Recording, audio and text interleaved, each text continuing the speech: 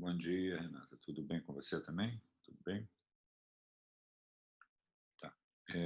Eu vi que você fez uma pergunta agora. Na verdade, eu não tive, essa última semana, contato de pessoas. Estou te ligando pelo seguinte, não sei em relação aos outros, né? Foi feito aquela comunicação que ia haver junto a MIB não, a MB,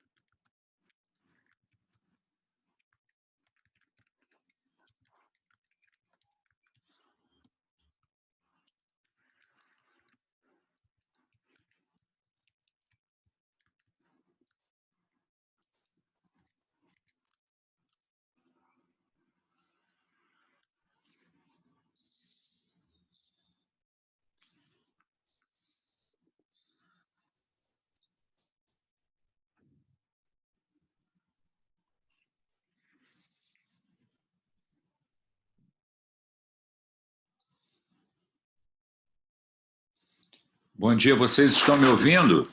Me vendo?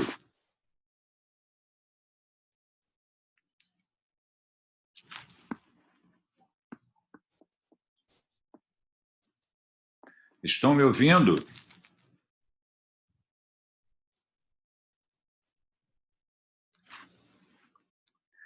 Eu vou compartilhar a tela só para testar, só um minutinho.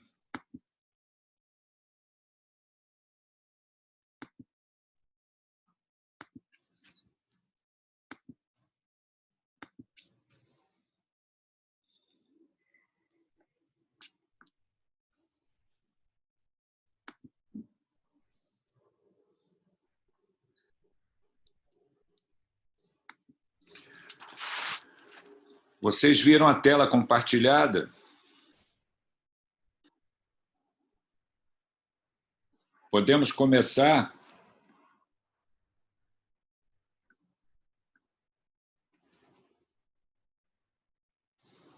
Então, vou começar.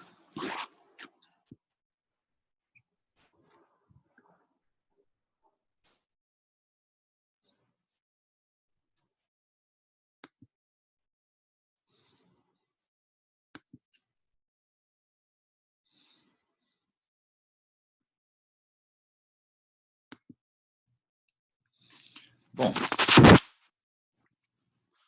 espero que estejam todos bem. Nós vamos dar continuidade aí à nossa programação. Eu vou interromper em alguns momentos o compartilhamento para discutir com vocês o caso. E aí nós vamos discutir um tema, né, como está planejado. Na verdade, esse tema nós vamos dividir em dois. Nós vamos ver uma parte do tema hoje e uma outra parte na semana que vem. Eu vou explicar durante a exposição. Então, temos aqui um caso clínico para exemplificar. Uma senhora de 60 anos, feminina, branca, natural do Rio de Janeiro, com uma queixa de edema de membro inferior esquerdo. Relata aparecimento há 2 semanas de edema em todo o membro inferior esquerdo, dificuldade para deambular e dor em panturrilha. Relata emagrecimento de 2 quilos nos últimos 3 meses, familiar com tuberculose pulmonar tratada há 2 anos, etilista social, tabagista. Nega uso de drogas, febre e alergias. O exame físico da paciente está aqui. Pressão arterial 140 por 80 milímetros de mercúrio, frequência cardíaca de 80, respiratória 16, temperatura 37 graus. Lúcida, corada, hidratada, nictérica, cabeça e pescoço sem alterações, ritmo cardíaco regular, pulmões claros, abdômen flácido, sem massas ou megalias, peristalse presente, e o membro inferior esquerdo com edema significativo, 3 cruzes em 4, até a raiz da coxa, sem calor, rubor ou dor local. Membro inferior direito sem alterações, sem sinais de insuficiência venosa crônica. Exames foram pedidos que estão aqui.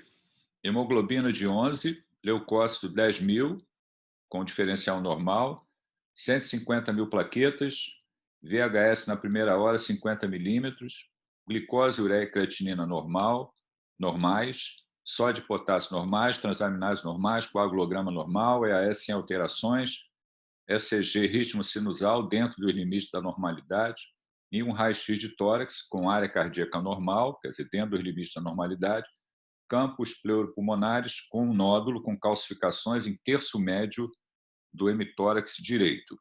E aí a gente já vai para uma pergunta que se refere ao caso clínico, né? Quais são as possibilidades diagnósticas inicialmente, né?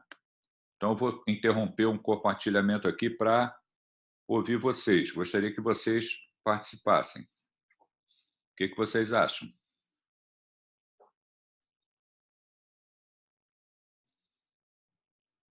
Eu estou vendo o chat de vocês aqui. E aí? O Eduardo já colocou a possibilidade de trombose venosa profunda. Ok, Eduardo, é uma boa possibilidade. Alguém concorda com ele? Alguém discorda? Por favor, participem.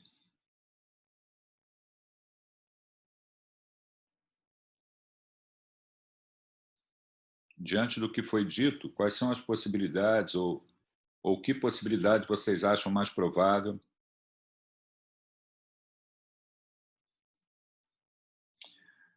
Gisele também diz, acredita ser trombose venosa profunda.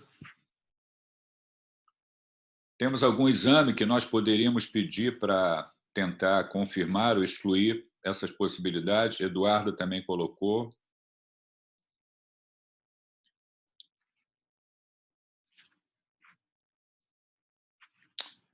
Aqui está, Eduardo está colocando um ecodoppler, né? Uma ultrassonografia com Doppler venoso de membros inferiores, ok? Mais alguém quer participar falando de exames?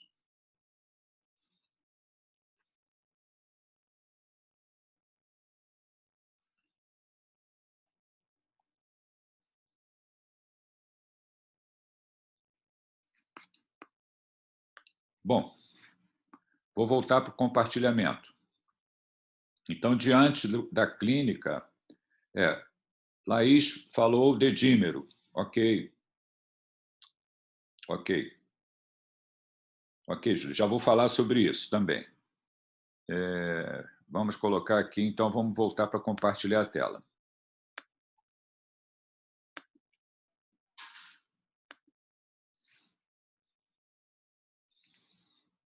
O exame pedido foi um Doppler venoso, né? Uma ultrassonografia com Doppler venoso de membros inferiores que mostrou uma trombose em membro inferior esquerdo. Em relação ao dímero D, que foi colocado pela Júlia, também é um exame que poderia ser feito, né? E nesse contexto, quando nós encontramos um dímero D baixo, tem um valor preditivo alto. Quer dizer, se eu encontro um dímero D baixo, isso exclui ou fala como excluir a possibilidade de trombose, né?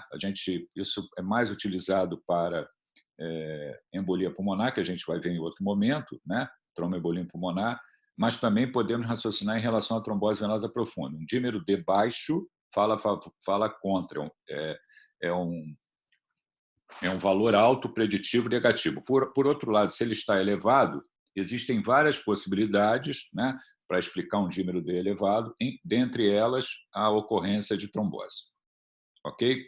Então, olha aqui, nós temos um slide mostrando aqui a ocorrência de uma trombose, né? Temos um coágulo ali no sistema venoso, numa veia profunda, obstruindo o fluxo de sangue. Nós temos aqui a definição de trombose venosa profunda, ocorre quando um grande coágulo se forma em uma veia, geralmente nos membros inferiores. E também a clínica que o paciente apresenta, né? Edema do membro envolvido, dor local não relacionada a trauma e sinais de flogose, né, que a gente pode ter presente também. Uma pergunta a ser feita diante do que está sendo colocado, o diagnóstico já foi feito, né? Nós fizemos o Doppler venoso e confirmamos a possibilidade de trombose venosa profunda. Seria, só para nós discutirmos também, o que poderia ser colocado como diagnóstico diferencial. O diagnóstico já está feito.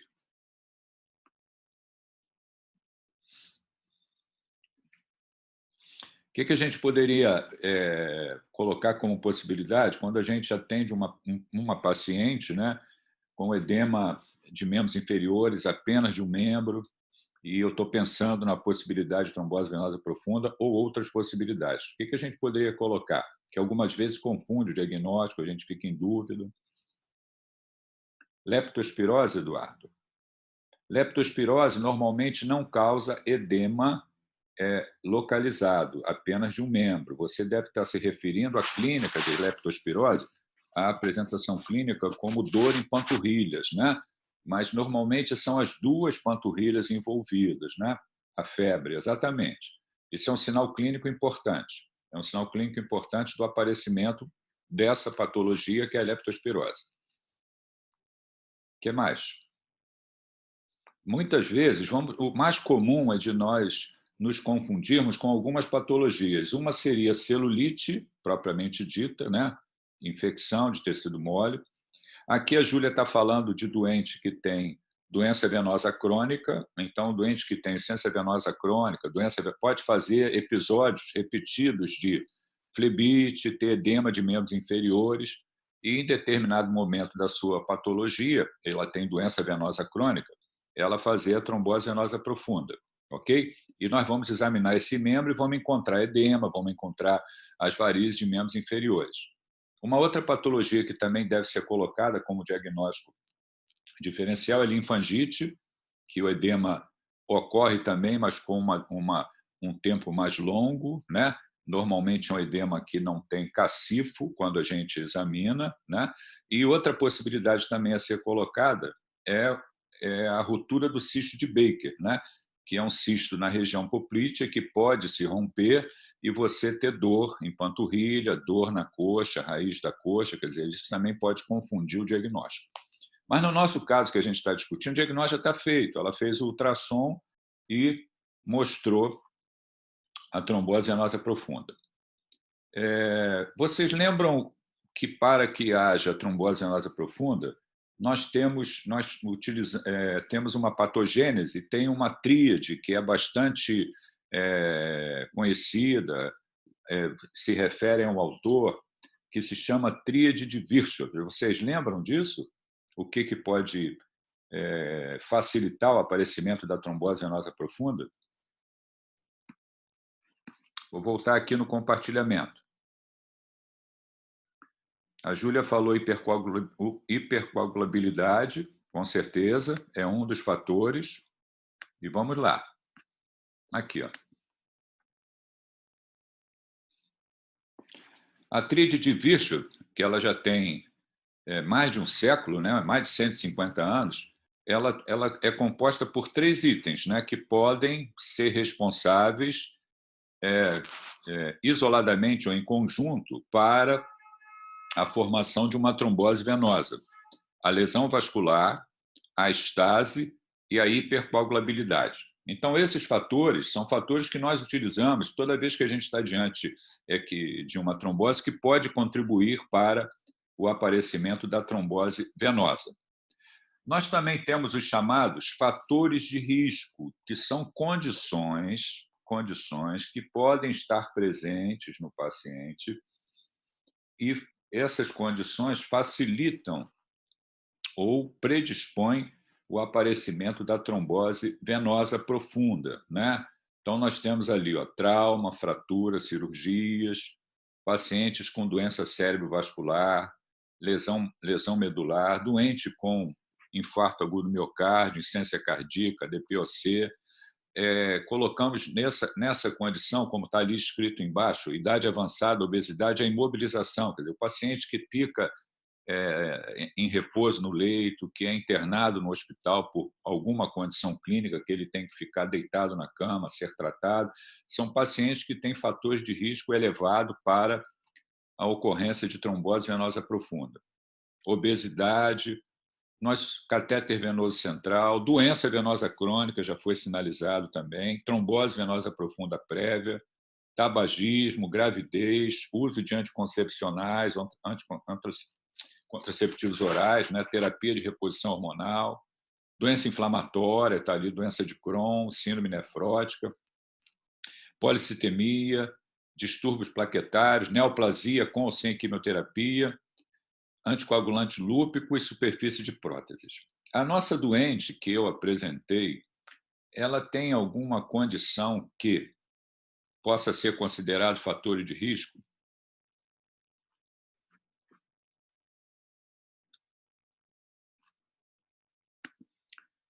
Se a gente voltar lá no caso clínico,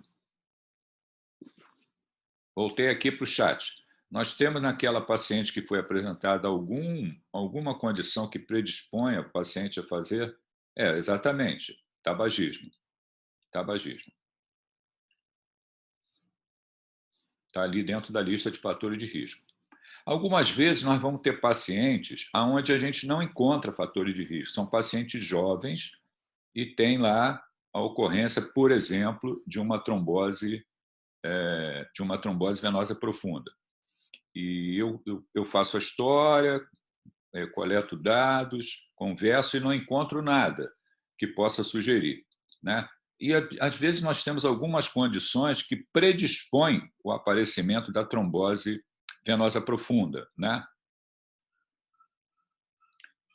Aqui o Eduardo está falando da possibilidade do emagrecimento pensar em síndrome paraneoplásica. Nós vamos voltar a isso ainda hoje, Eduardo. Nós vamos voltar ainda a isso hoje, tá? A idade também contribui, como a Júlia está falando, né? E a paciente idosa, com certeza, é fator de risco para trombose venosa profunda. Mas o que eu estou querendo falar com vocês é isso aqui, ó, veja só. Eu tenho algumas condições que a gente chama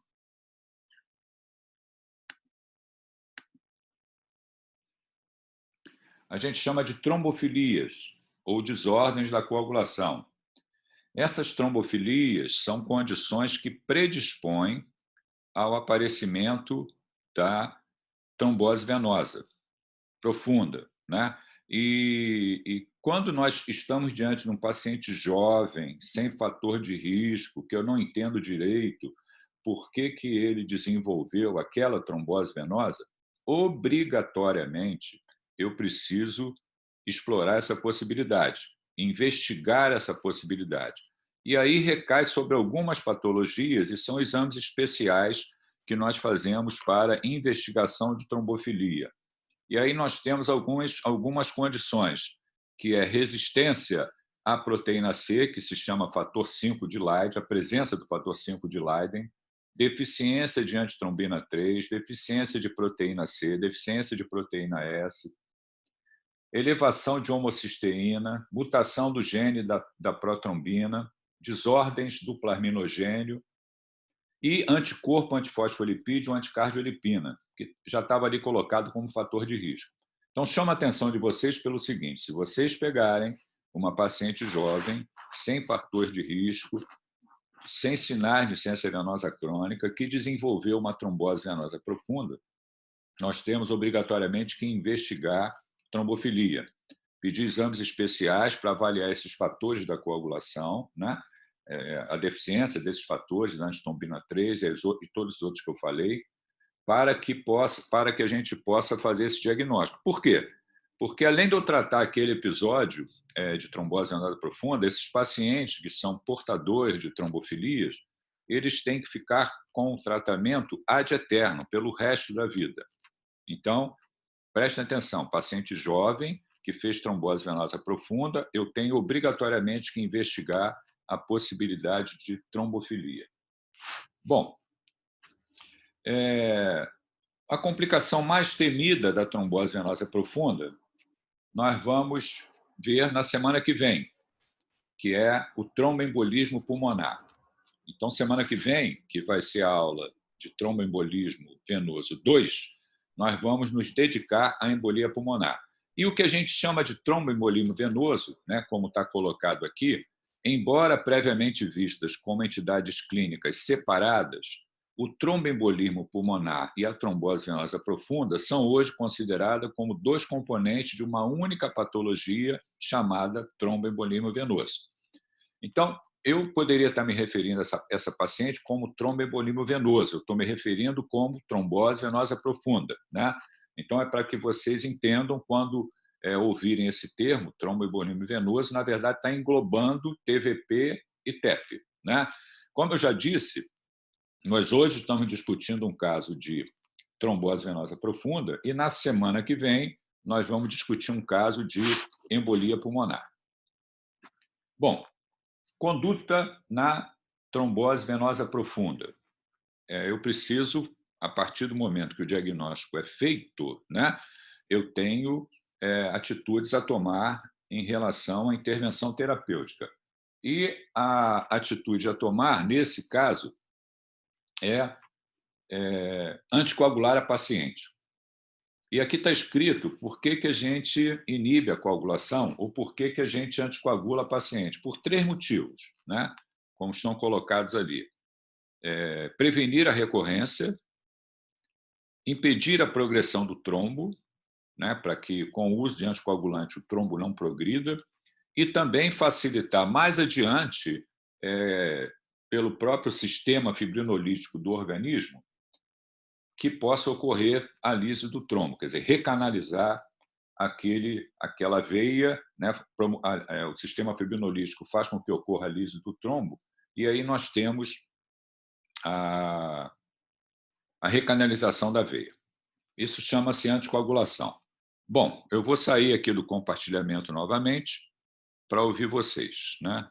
Como é que isso poderia ser feito? Vamos lá. Então, vou sair aqui do compartilhamento.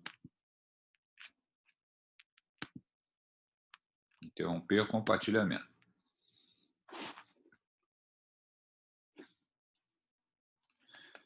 Aqui eu tenho uma pergunta da Isabela.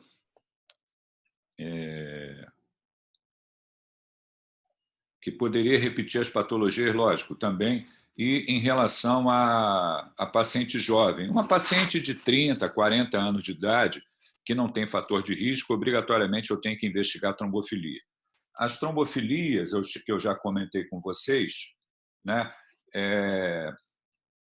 a presença do fator 5 de Leiden, que caracteriza a resistência à proteína C, deficiência de angitrombina 3, também deficiência de proteína C, deficiência de proteína S, a hiperhomocisteína, elevação de homocisteína, mutação do gene da protrombina. Então, são várias condições, deficiência de angitrombina, são várias condições que podem explicar por que uma paciente jovem desenvolve trombose venosa profunda. Ok? Chama-se trombofilia. Na nossa paciente, com 60 anos de idade, não é o diagnóstico a ser feito, né? Nós temos alguns fatores ali que podem explicar melhor o que está acontecendo com a paciente, né? Agora, por que ela fez a trombose venosa profunda? Nós já vamos chegar lá também, ok? Agora eu estou perguntando em relação à anticoagulação, como é que nós vamos proceder, né? Eu já falei por que a gente anticoagula, né? Inibir a propagação do trombo, prevenção de recorrência, facilitar a lise. Nós vamos ter que escolher uma droga para tratar essa paciente, né? Um anticoagulante. Qual seria?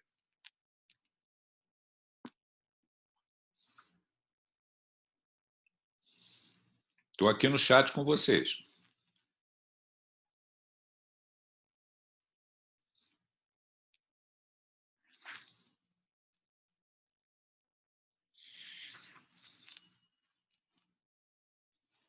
Estou ouvindo vocês.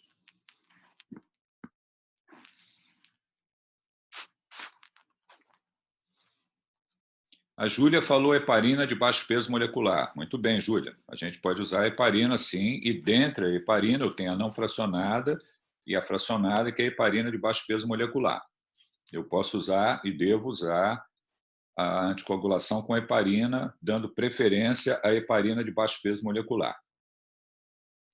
Tem algumas questões que, quando a gente vai tratar o paciente, né, e anticoagular, que a gente precisa saber. Nós já falamos lá na aula de CIVD a respeito de coagulação, né? Já falamos da avaliação do coagulograma, e é importante que a gente diga o seguinte, que a heparina ela atua como um cofator da antitrombina 3, inibindo a coagulação. E quando nós utilizamos heparina não fracionada, né, que, digamos, é a forma anterior que nós sempre tratamos de nossos pacientes, a gente tem que fazer o uso dessa heparina. Nós muitas vezes utilizamos e devemos utilizar quando a gente vai fazer anticoagulação plena. Eu estou falando da heparina não fracionada. A gente utiliza a via venosa, essa heparina feita infusão contínua por via venosa, e nós vamos monitorar a ação dessa heparina através de provas da coagulação, especificamente o chamado tempo de tromboplastina parcial, que é a via intrínseca, a ativação da via intrínseca. Então, a gente monitora o PTT. Quando a gente usa a heparina não fracionada, obrigatoriamente eu tenho que olhar o PTT, tempo de tromboplastina parcial. E o que vai acontecer com o uso dessa heparina não fracionada? Esse tempo de tromboplastina parcial vai ficar alargado, vai ficar maior. Então, eu tenho ali um valor normal, entre 35 a 40 segundos, e se eu estou usando a heparina não fracionada por infusão contínua, esse meu PTT ele vai para 60 segundos, 80 segundos, 100 segundos, e eu posso ter uma relação entre o normal e o que eu estou encontrando, e a gente chama isso de INR também, né? A gente normalmente se refere ao INR quando a gente está falando da outra via que nós avaliamos, né? Que é a via extrínseca, quando a gente faz o tempo de atividade protrombina. Ali a gente usa o termo INR. Quando a gente fala de heparina não fracionada, PTT, normalmente a gente se refere ao tempo de alargamento ou de aumento do tempo de tromboplastina parcial. Ok? Explicado a heparina não fracionada, que a gente usou muito para tratar, eu sou um médico com muitos anos de formado, eu cansei de tratar doente com heparina não fracionada. Só que, ao longo do tempo, o que aconteceu? Nós passamos a ter disponível uma outra apresentação da heparina, que é a heparina de baixo peso molecular, onde nós temos uma interferência melhor na inibição do fator 10A. Então, quando nós usamos a heparina de baixo peso molecular, fica mais fácil nós utilizarmos, porque eu não preciso fazer venoso, eu vou fazer subcutâneo. Então, eu faço uma injeçãozinha subcutânea dessa heparina de baixo peso molecular e eu consigo anticoagular o doente. E com benefícios semelhantes como eu estivesse usando a heparina não fracionada. Então, todos nós passamos a tratar os nossos doentes com heparina de baixo peso molecular.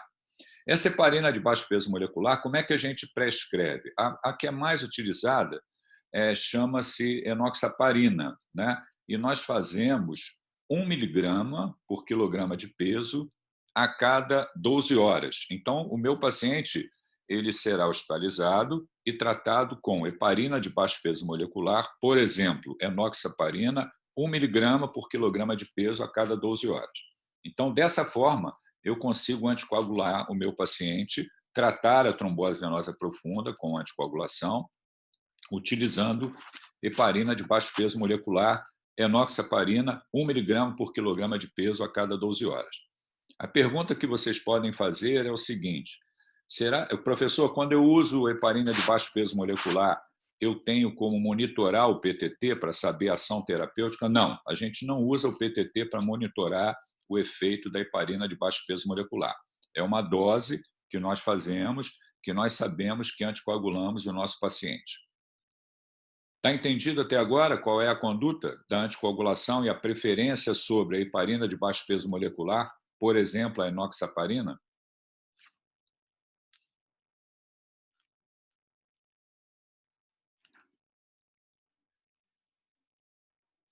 Ok? A gente pode progredir um pouquinho? Vamos lá. Então, olha só, vamos falar mais um pouco sobre isso. Eu comecei a tratar o meu paciente com heparina de baixo peso molecular, 1 miligrama por quilograma de peso de enoxaparina a cada 12 horas, ele melhorou. Melhorou. A dor melhorou, o edema melhorou. O que eu faço com esse paciente? Eu suspendo a heparina e dou alta para casa? É isso que eu faço? O que vocês acham? Eu mantenho a heparina e dou alta para casa? Qual a conduta que a gente tem? Eu comecei a tratar o doente respondeu de maneira favorável. E aí? O que eu faço?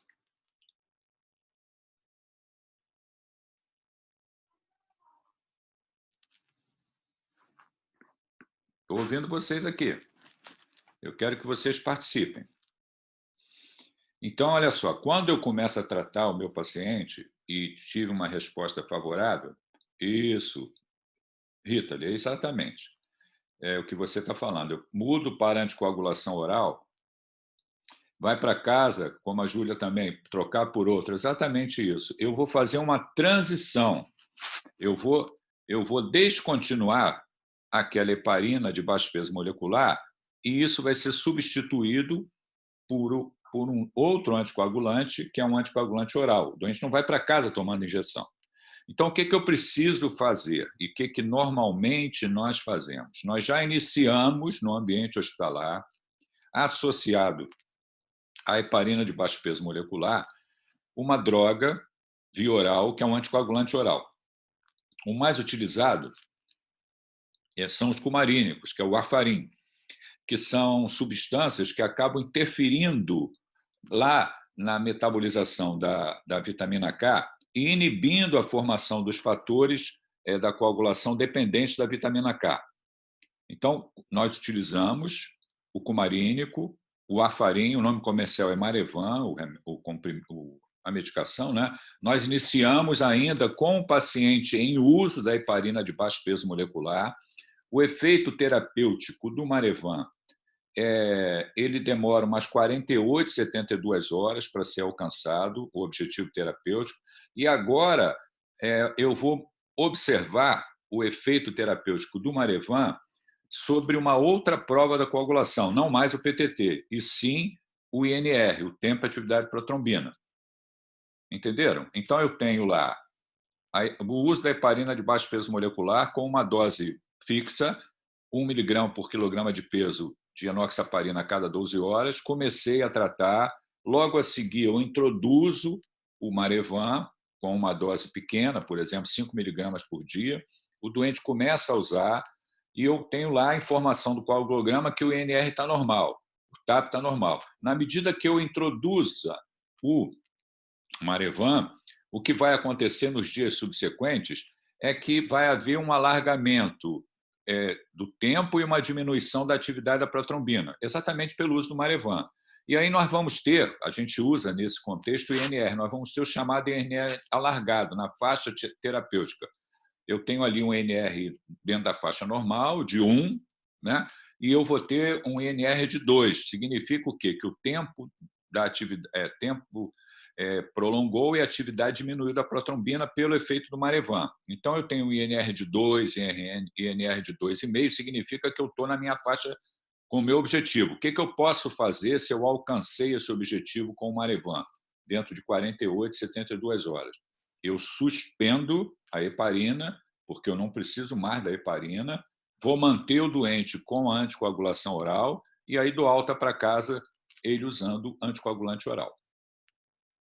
Esse anticoagulante oral, num paciente que fez um episódio de trombose venosa profunda, ele tem que ser mantido por pelo menos 3 a 6 meses, o anticoagulante oral, ok? 3 a 6 meses. Se é um paciente com trombofilia, que eu fiz as dosagens ali, ele tem deficiência de proteína S, por exemplo, uma paciente jovem, e eu estou usando o Marevan, por quanto tempo essa paciente vai usar o Marevan? Se tem trombofilia. Vai usar indefinidamente. Ok? Vida toda, exatamente como a Júlia falou. Então, se eu tenho uma condição que ela persiste, significa na prática clínica que eu tenho que manter anticoagulado. Se é um fator que eu modifiquei, né, o doente fez a trombose venosa profunda, obrigatoriamente eu tenho que manter por um período. Que período é esse? Por pelo menos entre 3 a 6 meses. Vai ficar usando o Marevan. Existem outras possibilidades também, que são chamados novos anticoagulantes orais, onde a gente tem inibidores do fator 10A e inibidores direto também da trombina, que são drogas novas, são mais caras que o Marevan, que poderiam ser utilizadas também nesse contexto, né? Aí na transição de heparina de baixo peso para anticoagulante oral. Agora, o que é mais utilizado é o Marevan. Ok? Podemos progredir? Tem uma outra, só para citar também, eu posso ter uma condição de uma trombose venosa profunda extensa e eu querer que isso possa se resolver mais rápido. E como eu já falei para vocês, o uso da heparina ela não vai dissolver o trombo, ela vai impedir a propagação, facilitar a recanalização e impedir recorrência. Mas eu não dissolvo o trombo. Se eu quiser dissolver o trombo, se for uma trombose venosa extensa, e significativa, eu poderia lançar mão de uma outra classe de drogas que se chama trombolítico, numa situação muito especial para tratar uma trombose venosa profunda. Mas o comum para tratamento de uma trombose venosa profunda é o uso de heparina de baixo peso molecular e, logo a seguir, a associação do cumarínico para segmento da anticoagulação oral durante um período de 3 a 6 meses. E lembrar o seguinte, que isso é importante também, que a gente tem avaliação mais adiante, né? Quando eu estou usando heparina não fracionada, o controle laboratorial do efeito da heparina não fracionada é o PTT, tempo de tromboplastina parcial. Quando eu estou usando cumarínico, Marevan, o controle do efeito terapêutico é através do tempo e atividade da protrombina, o INR. O INR fica alargado. Então, todas essas duas drogas são anticoagulantes, mas eu monitoro de maneira distinta. A heparina não fracionada com o PTT, né? E o anticoagulante oral, o cumarínico, o Marevan, com o INR, o tempo e atividade de protrombina. Ok? Alguma dúvida até aqui? Para a gente poder andar?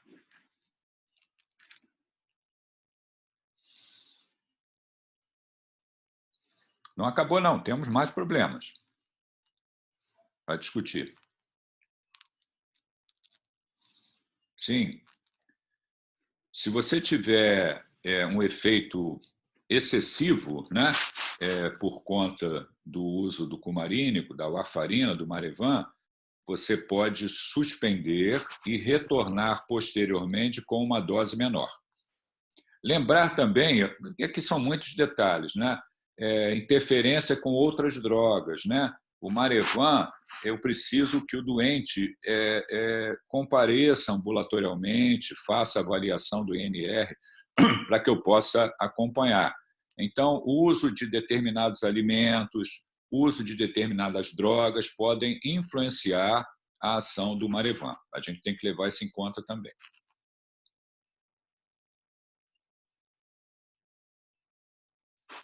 Bom, vamos lá. Vou voltar aqui.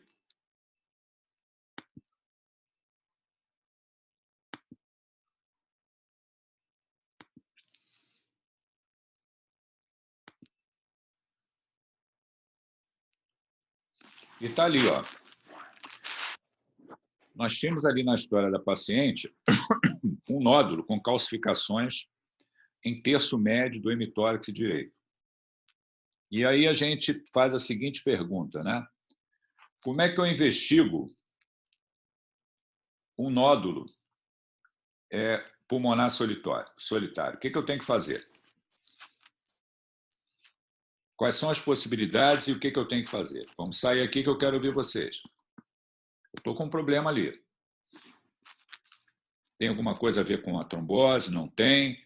Mas como é que eu esclareço esse nódulo pulmonar solitário? O que eu tenho que fazer? Numa paciente de 60 anos tabagista.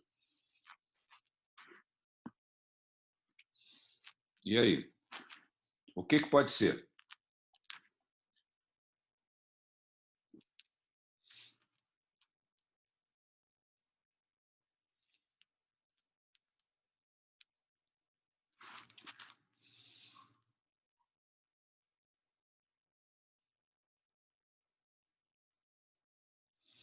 Pode ser neoplasia, com certeza. Também pode ser sequela de tuberculose. Ela teve um familiar com tuberculose tratada. Então, olha só, eu preciso esclarecer, né? Se eu tenho lá um histórico na família que tratou com tuberculose, isso pode passar por coleta de escarro para pesquisa de BAR, cultura para tuberculose. Isso pode passar por avaliação do PPD. Digamos que isso tudo foi negativo. Não é tuberculose.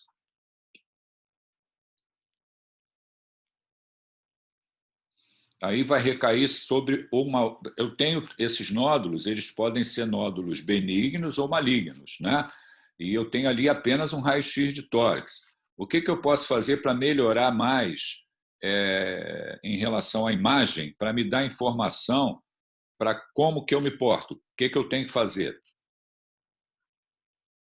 Exatamente como a Vitória colocou, né? Uma tomografia de tórax de alta resolução. A tomografia vai me dar informação importante, né? A respeito da aparência do nódulo, se é um nódulo que tem, se ele é um nódulo regular, se ele tem calcificação, como são essas calcificações, se tem mais de um nódulo, se é apenas um nódulo. É muito importante que a gente tenha acesso melhor à imagem para poder decidir o que vai fazer, né? No nosso caso em questão, nós temos ali o seguinte: eu excluí tuberculose, excluí como possibilidade, fiz a tomografia e eu estou diante de uma paciente que tem lá um nódulo com calcificações, mas que não são características, ou não posso afirmar que trata-se de doença benigna, é uma doente tabagista e que emagreceu alguns quilos nos últimos 2 meses. Então, o que eu poderia fazer para tentar esclarecer a etiologia ou qual o motivo desse nódulo? O que eu poderia fazer? Uma biópsia, por exemplo, poderia ser feita?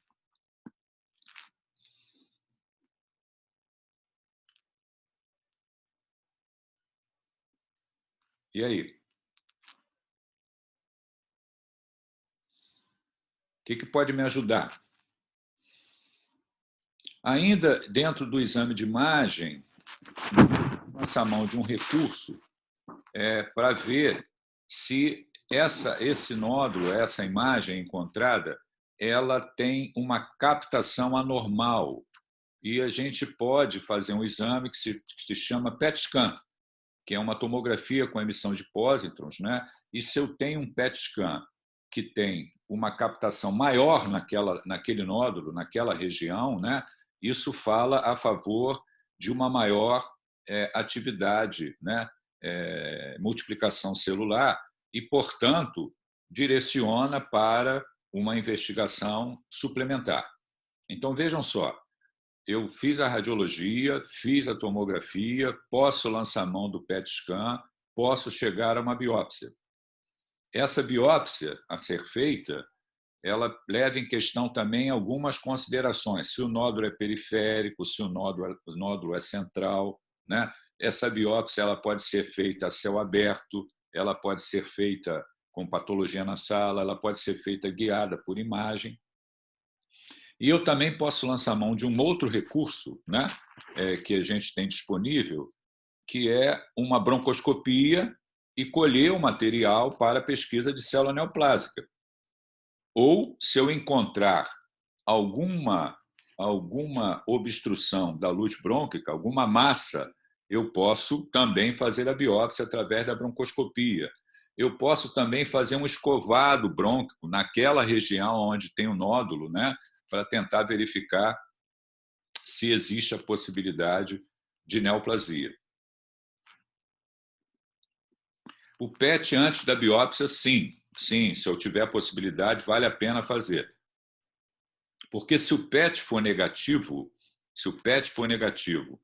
e eu tenho dados não diferente do nosso caso, né? Um paciente que não está emagrecendo, é um nódulo único, eu posso planejar para deixar esse doente em observação durante pelo menos 3, 6 meses e repetir novamente a tomografia e ver se houve crescimento desse nódulo, né?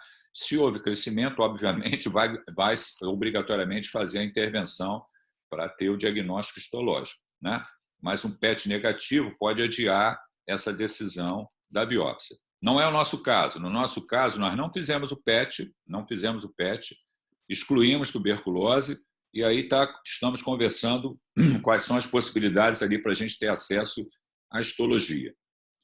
No nosso caso, vamos voltar aqui ao compartilhamento. O que foi feito?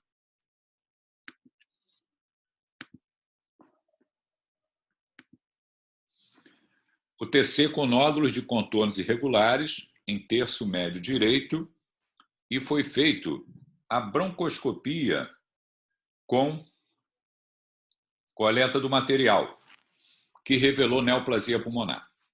Ou seja, aquele nódulo, na verdade, é câncer de pulmão, é neoplasia pulmonar. Então, vejam só, eu fiz o diagnóstico de trombose venosa profunda, investiguei o nódulo, fiz a broncoscopia e temos ali para tratar um câncer de pulmão. Vou sair aqui do compartilhamento. Câncer de pulmão, toda vez que a gente está diante de um câncer de pulmão, a gente tem que lembrar ali do que vai ser feito, quais são os tipos histológicos. Vocês sabem isso? Lembram disso? Não? Nós temos do câncer de pulmão, nós temos antes no câncer de pulmão, isso, são divididos, é um câncer que tem uma incidência, uma prevalência muito grande, é responsável por um grande número de mortes, né? E eles são, o câncer de pulmão é dividido em dois grupos, carcinoma de grandes células e de pequenas células. O carcinoma de grandes células inclui 3 tipos. Inclui o epidermoide, inclui o adenocarcinoma e o carcinoma de grandes células. Esse é o subtipo de grandes células. E o de pequenas células, que não está incluído nessa outra possibilidade, existe um subtipo, né, onde você chama de old cell, onde você pode ter um curso muito rápido, a doença avançar bastante, né? Então, eu tenho 2 tipos principais de câncer de pulmão, carcinoma de grandes células e de pequenas células. Grandes células, 3 subtipos, adenocarcinoma, epidermoide ou escamoso, né? E o de grandes células. E aqui dentro do pequenas células, eu tenho o old cell. Como toda neoplasia, quando nós planejamos, né, e quem vai decidir o que vai ser feito é o oncologista, né, isso pode passar por uma intervenção cirúrgica, a ressecção do tumor, pode passar por radioterapia, pode passar por quimioterapia, essas 3 opções principalmente. E nesses últimos anos também foi colocado aí a opção de imunoterapia. Lembra vocês que quando é old cell, muitas vezes a opção é quimioterapia, não se faz nem cirurgia e nem radioterapia. Para as outras opções, né, adenocarcinoma, epidermoide, havendo a opção cirúrgica, muitas vezes o doente é operado, é feita a ressecção daquele segmento, daquele lobo, né, uma segmentectomia, uma lobectomia, e o doente, logo a seguir, faz, na sequência, radioterapia e quimioterapia. Então, a gente tem cirurgia, radioterapia associada à quimioterapia, ok? Para o old cell, especificamente, não tem cirurgia nem radioterapia. Para o old cell é só quimioterapia, que tem um curso, que pode ter um curso muito rápido, mas, por outro lado, também tem uma chance maior para responder à quimioterapia. E determinados tipos de tumores, né, através de exames que são feitos, digamos assim, mais sofisticados, o doente pode ter indicação de fazer também a imunoterapia. Ok? Então, eu tenho lá os tipos histológicos, as opções de tratamento, a particularidade ali do old cell, só quimioterapia. Ok? Se eu encontrar adenocarcinoma, se eu encontrar epidermoide, né, se o doente puder ser operado, a opção vai ser operada. Se esse tumor avançou, envolveu a pleura, se esse tumor avançou, invadiu carina, tem extensão da doença, muitas vezes nós não vamos indicar cirurgia. Quer dizer, quem vai falar isso vai ser o colega da cirurgia de tórax, a cirurgia oncológica, a cirurgia de tórax. Então, os profissionais que vão resolver isso serão os colegas da oncologia e os colegas da cirurgia de tórax, para decidir o que vai fazer com o paciente. Ok?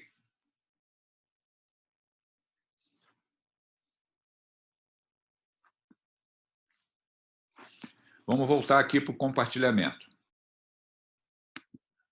Então, olhem só.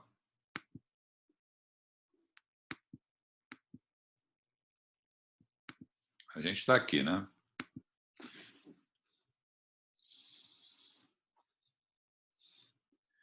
Foi o que a gente acabou de falar.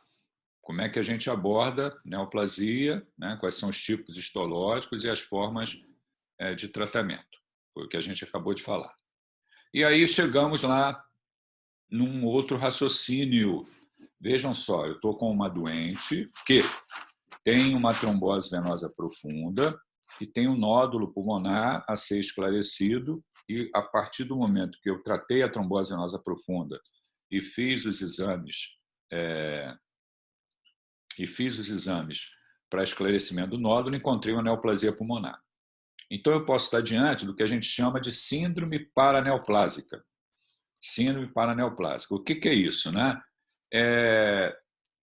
A síndrome paraneoplásica, na verdade, são os chamados efeitos remotos do tumor que não estão relacionados à invasão direta, obstrução ou metástase. Então, eu tenho lá uma condição que leva a uma síndrome clínica, né, que a gente chama de efeitos remotos do tumor, que não estão relacionados à invasão direta, obstrução ou metástase. Então, isso chama-se síndrome paraneoplásica. Essa síndrome de tromboflebite que pode ocorrer, ou trombose venosa profunda, associado mais adiante ao diagnóstico de câncer, isso foi descrito por esse autor, né? E leva o nome dele, o epônimo, né? Síndrome de Trousseau, né? E quis o destino que ele, mais adiante, a pessoa que descreveu a síndrome, né, de Trousseau, que é a tromboflebite migratória, e mais adiante a presença de neoplasia, viesse também a fazer um quadro semelhante, né? Isso já tem muitos anos que essa síndrome foi descrita, né?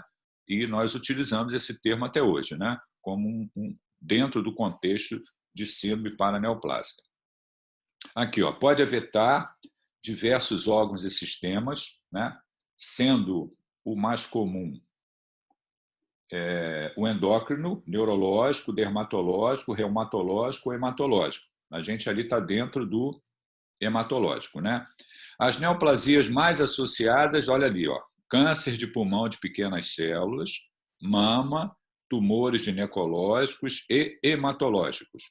Em alguns pacientes, isso é muito importante, o diagnóstico da síndrome precede o diagnóstico do tumor. Quer dizer, eu posso primeiro ter o diagnóstico lá da paraneoplasia, por exemplo, de uma trombose venosa profunda, e mais adiante eu fazer o diagnóstico da neoplasia. Isso é muito importante.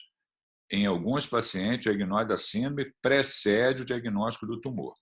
E o tratamento da paraneoplasia melhora a qualidade de vida, pode permitir melhor aderência ao tratamento do câncer e pode prolongar a sobrevida. Ou seja, eu tenho ali, vamos voltar no nosso caso, eu tenho a trombose venosa profunda e um nódulo a esclarecer. Se eu não tratar a trombose venosa profunda, o que vai acontecer? Meu doente vai ficar com risco alto de complicar, fazer embolia pulmonar e morrer. E eu nem fiz o diagnóstico da neoplasia e nem tratei o câncer de pulmão. Então, o tratamento da paraneoplasia melhora a qualidade de vida, pode permitir melhor aderência ao tratamento do câncer e pode prolongar a sobrevida. Aqui é um slide falando das síndromes paraneoplásicas associadas ao câncer de pulmão. Vejam quantas possibilidades existem ali. Hipercalcemia, secreção inapropriada do hormônio antidiurético, síndrome de Cushing, hipoglicemia, acromegalia, síndrome carcinoide, onde você tem uma produção elevada de serotonina, ginecomastia, hipertiroidismo. Então, nós temos várias síndromes. No nosso caso, que a gente está discutindo, foi a trombose venosa profunda. Aqui um slide mostrando para vocês uma complicação de câncer de pulmão, que é a neoplasia de pulmão obstruindo a cava superior, né? Nesse caso, quando o tumor cresce, obstrui a cava superior e o doente fica com essa obstrução venosa alta, né? Fica vermelho, como vocês podem ver aí, por conta da oclusão do sistema venoso, isso não é paraneoplasia, isso é extensão da doença com pressão pelo tumor. Ok? Também podemos ter isso presente em algum paciente, por isso que a gente tem que diferir como efeito remoto a paraneoplasia. Eu vou sair aqui para conversar com vocês. Vamos retirar as dúvidas aqui.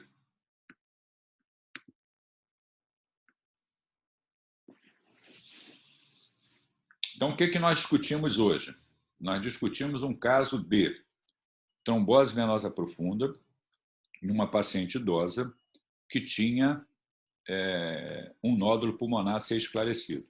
Nós tratamos a trombose venosa profunda, fizemos diagnósticos, anticoagulamos, discutimos como a gente age em relação à anticoagulação, os detalhes relacionados a isso.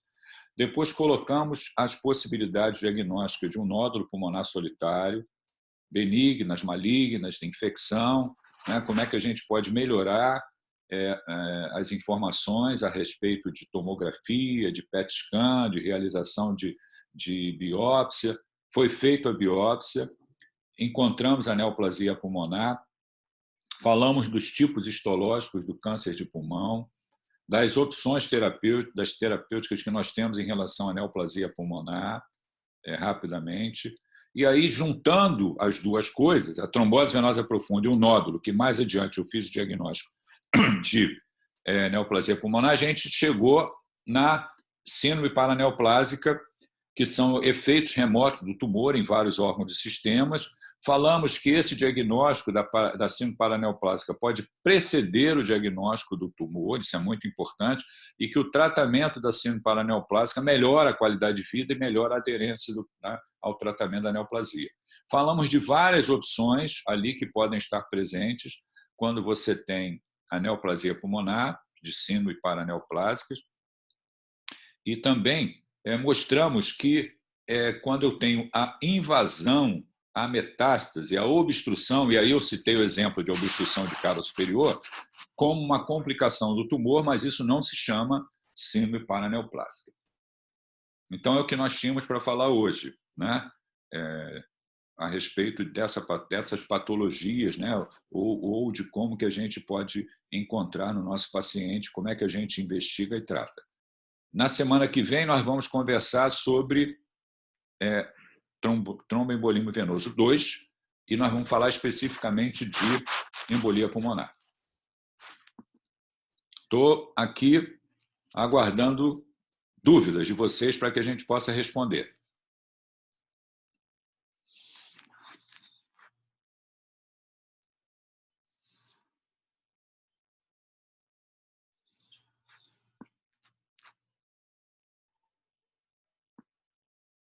Obrigado, Eduardo.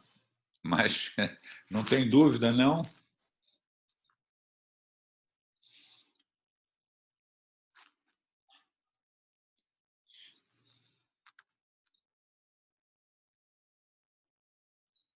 Por enquanto, não. Ok.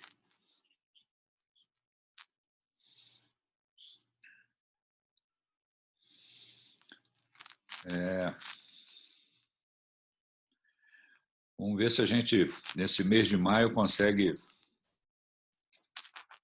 diminuir o número de casos, né? Para poder voltar a pensar em trabalhar em dar aula, né?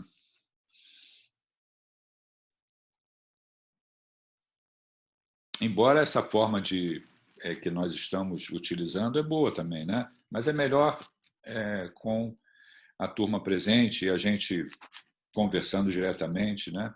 É melhor. Fica combinado, então, na outra aula. Aliás, na semana que vem, vai ser aula gravada no Zoom. Então, eu vou dar aula de embolia pulmonar e vai ficar gravada no Zoom. Tá? Essa aula também está sendo gravada, eu também vou disponibilizar para todo mundo. Se não tiver mais dúvidas, a gente pode terminar?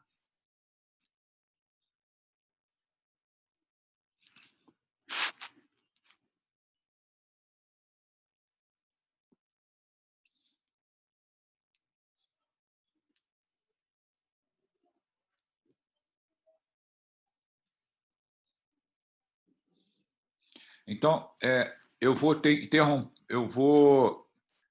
eu preciso que vocês, acho que preciso que vocês saiam, né, da sala para eu poder encerrar a reunião. Então, vou encerrar. Ok? Obrigado, então, hein? A gente se vê novamente mais adiante, tá? Se cuidem, hein? Se cuidem.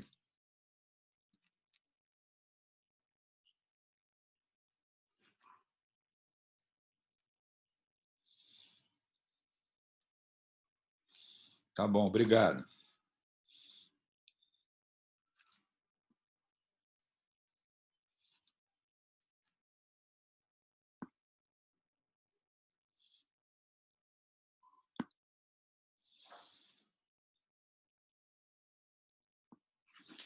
Eu vou encerrar a reunião, então, hein? Tchau.